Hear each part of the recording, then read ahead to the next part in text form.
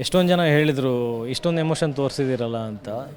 Cinema ನೋಡಿದ್ಮೇಲೆ ಗೊತ್ತಾಗುತ್ತೆ ಇದು ಜಸ್ಟ್ 1% ಅಂತ. ಅಂದರೆ ಇಡೀ ಸಿನಿಮಾದಲ್ಲಿ ಕ್ಯಾರೆಕ್ಟರ್ ಹೇಳೋದಕ್ಕಿಂತ ನನಗೆ ಗೊತ್ತಿರೋ ಹಾಗೆ ಪ್ರೇಕ್ಷಕರು ಕಣ್ಣೀರು ಹಾಕ್ತಾರೆ. ಅಂದರೆ ಅವರಿಗೆ ದುಃಖ ತಡ್ಕೊಳಕ್ಕಾಗಲ್ಲ, ಅವರ ಎಮೋಷನಿಗೆ ಕನೆಕ್ಟ್ ಆಗದೆ ಇರೋಕ್ಕೆ ಸಾಧ್ಯನೇ ಇಲ್ಲ. ಅಂದರೆ ಮನುಷ್ಯರಾಗಿ ಸಿನಿಮಾ ನೋಡಿದ್ರೆ ಇದು ಮನುಷ್ಯರಿಗೆ ಮಾತ್ರ ಅಂತ ಹೇಳೋಕ್ಕೆ ಇಷ್ಟಪಡ್ತೀನಿ ಈ cinema. So high voltage emotions for human connection ತುಂಬಾ ಇದೆ.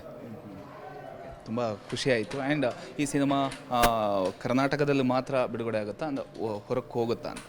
ಹೊರಗಡೆ ಹೋಗುತ್ತೆ. ಅದು ಕನ್ನಡದ ಜನತೆಗಳು ಕನ್ನಡಿಗರು ತೊಗೊಂಡು ಹೋಗ್ಬೇಕು. ಅದನ್ನು ಇಲ್ಲಿ ಗೆಲ್ಲಬೇಕು ಫಸ್ಟ್. ನನ್ನ ಶಕ್ತಿ ಕನ್ನಡದ ಜನತೆಗೆ ನಾನು ಸಿನಿಮಾ ತೋರಿಸಬಲ್ಲೆ, ಇಡೀ ಕರ್ನಾಟಕ ನಾನು ಆ ಸಿನಿಮಾನ ಪ್ರದರ್ಶನ ಮಾಡಬಲ್ಲೆ.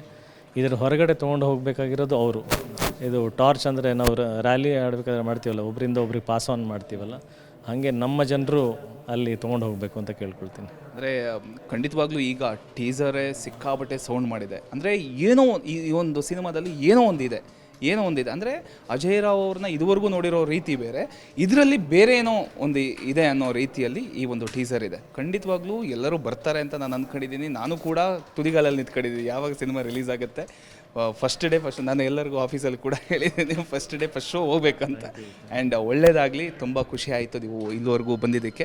Thank you so much.